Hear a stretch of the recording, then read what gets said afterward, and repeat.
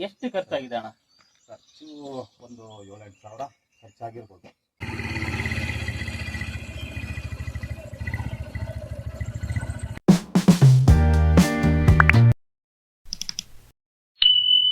ನಮಸ್ಕಾರ ಕರ್ನಾಟಕ.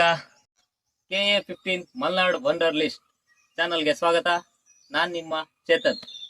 ನಾವಿವತ್ತು morning bike ಎತ್ಕೊಂಡು ಬಂದಿರೋದೆ ಸಿಗಂದೂರ್, ನಮ್ಮೂರು. ಇವಾಗ ಬೈಕ್ ರಿವ್ಯೂ ಮಾಡೋಣ.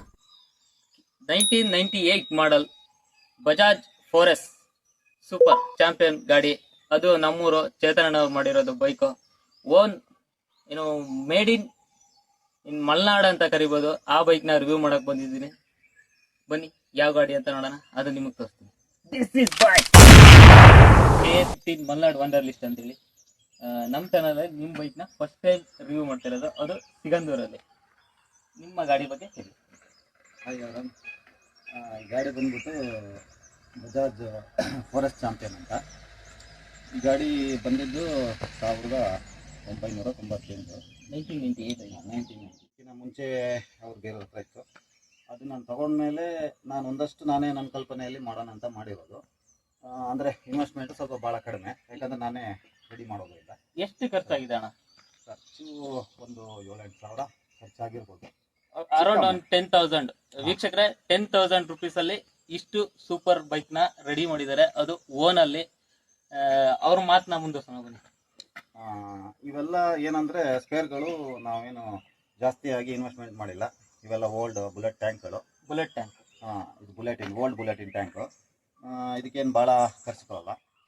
ಕಲರ್ ಇದು ಮಿಲಿಟರಿ ಗ್ರೀನ್. ಇದ್ರ ಬಗ್ಗೆ ಇನ್ನೂ ಮಾಡೋದಿದೆಯಾ ಅಥವಾ ಈ ಕಲರ್ನೇ ಮತ್ತೆ ಡೆವಲಪ್ ಮಾಡ್ತೀರಾ? ಟ್ಯಾಂಕಲ್ಲಿ ಬರ್ತಾ ಆ್ಯಕ್ಚುಲಿ ಇದ್ದಿದ್ದು ಇದು ಮಿಲಿಟರಿ ಗ್ರೀನಲ್ಲೇ ಬಂದಿರೋದು. ಅದು ನಾನು ಏನು ಮಾಡಿದ್ದೀನಿ ಅಂದರೆ ನೆಕ್ಸ್ಟ್ ಅದನ್ನು ಮುಂದೆ ಚೆನ್ನಾಗಿ ಮಾಡಬೇಕಾದ್ರೆ ಈಗ ಪೇಂಟಿಂಗ್ ಕೆಲಸ ಇದ್ದಾವೆ ಎಲ್ಲ. ಈಗ ನಾರ್ಮಲ್ ಪೇಂಟಿಂಗ್ ಇದ್ದಾವೆ, ಪೇಂಟಿಂಗ್ಗಳನ್ನೆಲ್ಲ ಚೇಂಜ್ ಮಾಡಿ ಎಲ್ಲ ಮಾಡ್ಬೋದು. ಪೇಂಟಿಂಗ್ ಆಯಿತು, ಯಾವುದೇ ರೀತಿ ಟ್ಯಾಂಕ್ ಪೇಂಟಿಂಗ್ ಇದ್ದಾಗಲಿ ಈ ಗಾಡಿನ ಸ್ವಲ್ಪ ಲುಕ್ ಬರುತ್ತೆ. ಈಗ ಏನು ನನಗೆ ಟೈಮ್ ಇರುವಾಗ ಏನು ಕೆಲಸ ಮಾಡ್ತೀನಿ ಅದಷ್ಟು ರೆಡಿಯಾಗಿದೆ ಅಷ್ಟೇ. ಇನ್ನು ಒಂದಷ್ಟು ಪೇಂಟಿಂಗ್ ವರ್ಕ್ಗಳು ಬ್ಯಾಲೆನ್ಸ್ ಇದ್ದಾವೆ. ಅವ್ರು ಮಾಡಿದಾಗ ಗಾಡಿ ಇನ್ನೊಂದು ಸ್ವಲ್ಪ ಬೇರೆ ಟೈಪ್ ಇದೆ ಮೀಟರ್ಸು. ಇದನ್ನು ನಾನು ಬೇರೆ ಇನ್ನೊಂದು ಎಕ್ಸೆಲ್ ಸೂಪರ್ ಅವ್ರದ್ದು ಬರುತ್ತೆ ಅದೊಂದು, ಆಮೇಲೆ ಆರ್ಟ್ರದ್ದು ಒಂದು ಇದೆ, ಅದರಲ್ಲಿ ಕಲೆಕ್ಟ್ ಮಾಡಿರೋದು.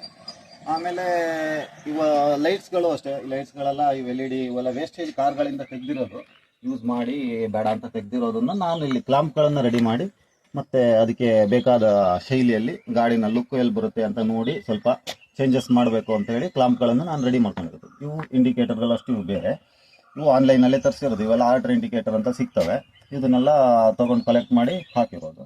ಇವು ಅಷ್ಟೇ, ಇದು ಮಿರರ್ಗಳಿದಾವೆ, ಇವು ಅಷ್ಟೇ. ಇವೆಲ್ಲ ಈಗ ನೀವು ಮಾಡಲಲ್ಲಿ ಬಂದಿರೋ ಇದು ರೊಟೇಷನ್ಗಳು ಏನೋ ಇರ್ಬೋದು, ಇದೆಲ್ಲ ಇದೆಯಲ್ಲ, ಇದನ್ನೆಲ್ಲ ನಾನು ಆ್ಯಕ್ಚುಲಿ ಕಲೆಕ್ಟ್ ಮಾಡಿ ಯಾವುದರಲ್ಲಿ ಆನ್ಲೈನ್ ಕಲೆಕ್ಟ್ ಮಾಡಿ ಮಾಡಿಕೊಂಡು ಇದು ಇಲ್ಲಿ ಈ ಥರ ಬರೋದಿಲ್ಲ, ಆ್ಯಕ್ಚುಲಿ ಬರೋಲ್ಲ. ಇದನ್ನು ನಾವು ಇಲ್ಲಿ ಆರ್ಡರ್ ಮಾಡಬೇಕಾಗ್ತದೆ. ಇದನ್ನು ಓಪನ್ ಮಾಡಿ ಇದರೊಳಗಡೆ ಒಂದು ಬೋಲ್ಟ್ ಇಟ್ಟು ವೆಲ್ಡ್ ಮಾಡಿ ಆಮೇಲೆ ಇದನ್ನು ಫಿಕ್ಸ್ ಮಾಡಬೇಕು.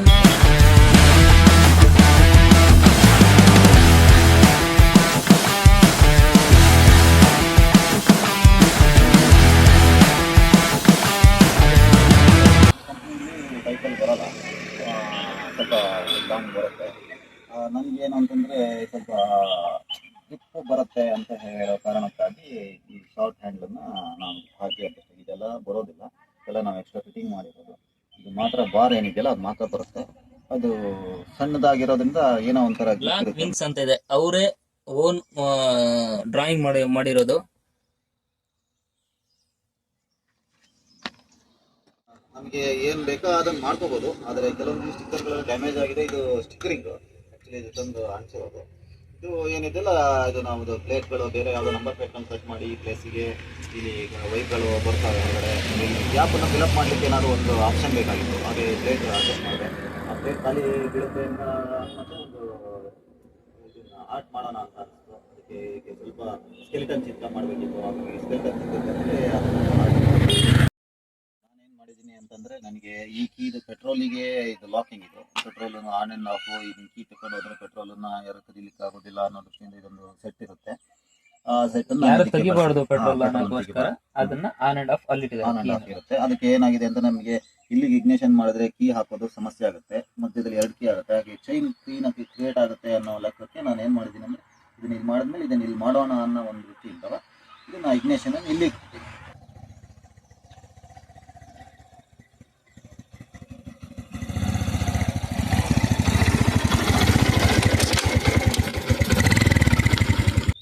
ಅಣ್ಣ ಮೈಲೇಜ್ ಎಷ್ಟು ಕೊಡ್ಬೋದು ಇದು ಅರೌಂಡ್? ಮೈಲೇಜ್ ಹೇಳ್ಬೇಕಂದ್ರೆ ಇದು ಆ್ಯಕ್ಚುಲಿ ಕಂಪ್ನಿಯಲ್ಲಿ ಬರೋದು ಫಸ್ಟ್ ಬಂದಾಗ 80 ಕಿಲೋಮೀಟರ್ ಪರ್ ಲೀಟರ್ ಕೊಟ್ಟಿದ್ದಾರೆ. ನಂತರದಲ್ಲಿ ನಾವು ಈ ಥರ ವೀಲ್ಗಳನ್ನು ಚೇಂಜ್ ಮಾಡಿದಾಗಲಿ ಅಥವಾ ನಾವು ಸೈಲೆನ್ಸರ್ಗಳೆಲ್ಲ ಆಲ್ಟ್ರೇಷನ್ ಮಾಡಿದಾಗಲಿ ಅದು ಏನಾಗುತ್ತೆ ಅಂದರೆ ಮೈಲೇಜ್ ಸ್ವಲ್ಪ ಡ್ರಾಪ್ ಬರುತ್ತೆ. ಹಾಗಾಗಿ ಇದು ಇವಾಗ ನಾನೀಗ ಯೂಸ್ ಮಾಡ್ತಾ ಇರೋದ್ರಲ್ಲಿ ಬರ್ತಾ ಇರೋ ಮೈಲೇಜ್ ಒಂದು 60 ಬರ್ಬೋದು. 60 ಈ ಸೀಟ್ಗಳನ್ನು ಸಿಂಗಲ್ ಮಾಡಬೇಕು ಅಂತ ಆದರೆ ಟೋಟಲಿ ಆಗಿ ಇವಾಗ ಕಂಪ್ಲೀಟ್ ಆಗಿಲ್ಲ, ಇನ್ನು ಕಂಪ್ಲೀಟ್ ಇದೆ ಸ್ವಲ್ಪದಲ್ಲಿ, ಪ್ಲಾನಿಂಗ್ ಇದೆ. ಪ್ಲಾನಿಂಗ್ ಇದೆ. ಮತ್ತೆ ಈ ವೀಲ್ ಬಂದ್ಬಿಟ್ಟು ನಿಮಗೆ HD ಅಂತ ಬರುತ್ತಲ್ಲ ಆ ಗಾಡಿದು ಒಳಗಡೆ ರಿಮ್ ಬರುತ್ತಲ್ಲ ಅದು HD ವೀಲ್ ಇದು. HD ವೀಲ್ ಟೋಟಲಿ ಅಂದ್ರೆ ಸಣ್ಣ ವೀಲು. ಅದಕ್ಕೆ ಇದು ಸ್ಪೋಕ್ಸ್, ಇದು ಹಬ್ಬಿಗೆ ಸ್ಪೋಕ್ಸ್ ಅಡ್ಜಸ್ಟ್ ಆಗಲ್ಲ. ಇದು ಸ್ಪ್ಲೆಂಡರಿನ್ ಸ್ಪೋಕ್ಸ್ ಗಳನ್ನ ಹಾಕ್ಬೇಕಾಗುತ್ತೆ, ಅಡ್ಜಸ್ಟ್ ಮಾಡಬೇಕಾಗುತ್ತೆ, ಸೆಟ್ ಆಗೋದಿಲ್ಲ. ಅವಾಗ ನೀವು ಅದಕ್ಕೆ ಸ್ಪ್ಲೆಂಡರಿನ್ ಸ್ಪೋಕ್ಸ್ಗಳನ್ನು ಹಾಕಬೇಕಾಗ್ತದೆ. ಇದನ್ನು ಹಾಕಿ ಇದಕ್ಕೆ ಅಡ್ಜಸ್ಟ್ ಆಗಲ್ಲ, ಇದು ಸಣ್ಣ ವೀಲ ಇರೋದ್ರಿಂದ. ಆಮೇಲೆ ನೀವು ಈ ಸ್ಪೋಕ್ಸಿಗೆ ಅಡ್ಜಸ್ಟ್ ಮಾಡಿದ್ಮೇಲೆ ಏನು ತೊಂದರೆ ಇಲ್ಲ, ಆಮೇಲೆ ನೀಟ್ ಆಗುತ್ತೆ. ಆಮೇಲೆ ಇನ್ನ ಈ ಕಡೆ ಹೇಳೋದಾದ್ರೆ ಸೈಲೆನ್ಸರ್ ಇದೆ. ಆ್ಯಕ್ಚುಲಿ ಸೈಲೆನ್ಸರ್ ಇದೆ, ಒರಿಜಿನಲ್ ಸೈಲೆನ್ಸರ್ ಇದು. ಒರಿಜಿನಲ್ ಸೈಲೆನ್ಸರ್ ಇದು ನಾವೇನು ಸೌಂಡಿಗಾಗಿ ಏನು ಮಾಡ್ಕೊಂಡಿದ್ದೀವಿ ಅಂದರೆ ಭಾಳ ಸೌಂಡ್ ಬರಬಾರ್ದು ಅಂತೇಳಿ, ನಮ್ಮ ಮೈಲೇಜು ಡ್ರಾಪ್ ಆಗಬಾರ್ದು ಅನ್ನೋ ದೃಷ್ಟಿಯಿಂದ ನಾವು ಒಳಗಡೆ ಇಲ್ಲೊಂದು ಫಿಲ್ಟ್ರ್ ಬರುತ್ತೆ, ಆ ಫಿಲ್ಟ್ರಿನ ಈ ಕಡೆ ಒಂದು ಕ್ಯಾಪ್ ಬರುತ್ತೆ. ಆ ಕ್ಯಾಪನ್ನು ತೆಗೆದಾಗ ಸ್ವಲ್ಪ ಸೌಂಡು ಸ್ವಲ್ಪ ಚೇಂಜ್ ಆಗುತ್ತೆ ಲೈಟಾಗಿ, ಅಂದರೆ ಭಾಳ ಸೌಂಡ್ ಅಲ್ಲ, ಒಂದು ಲೈಟಾಗಿ ಒಂದು ಲೆಕ್ಕಕ್ಕೆ ಚೇಂಜ್ ಆಗುತ್ತೆ. ಅದಕ್ಕೆ ಆ ಸೌಂಡಿಗಾಗಿ ನಾವು ಆದಷ್ಟು ಮತ್ತೆ ಮೈಲೇಜು ವಿತ್ ಸೌಂಡಿಗೆ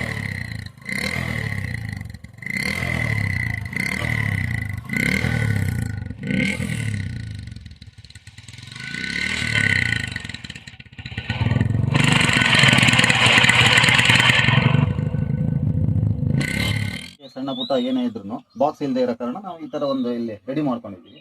ಈ ಸಣ್ಣ ಪುಟ್ಟ ಐಟಮ್ಸ್ಗಳನ್ನ ಇಟ್ಕೊಂಡು ಹೋಗ್ಬೋದು. ಇವು ರಾಡ್ಗಳು, ವೇಸ್ಟ್ ರಾಡ್ಗಳು ಇದ್ದಿದ್ದನ್ನ ಈ ಥರ ಬಾಟಲ್ಲು ಎಲ್ಲ ಇಡ್ಲಿಕ್ಕೆ ಆಗ್ತದೆ ಅಂತೇಳಿ ಮಾಡ್ಕೊಂಡು ಕ್ಯಾರಿಯರ್ ಬ್ಯಾಗ್ ಥರ ಅಂತಂದರೆ ಇನ್ನು ಗಾಡಿ ಎಷ್ಟು ಸ್ಪೀಡಲ್ಲಿ? 4 ಸ್ಪೀಡ್. ಇದು ಗೇರ್ ಬಂದು 4 ಗೇರ್ ಇದು. ಇದು 100cc ಗಾಡಿ ಆ್ಯಕ್ಚುಲಿ.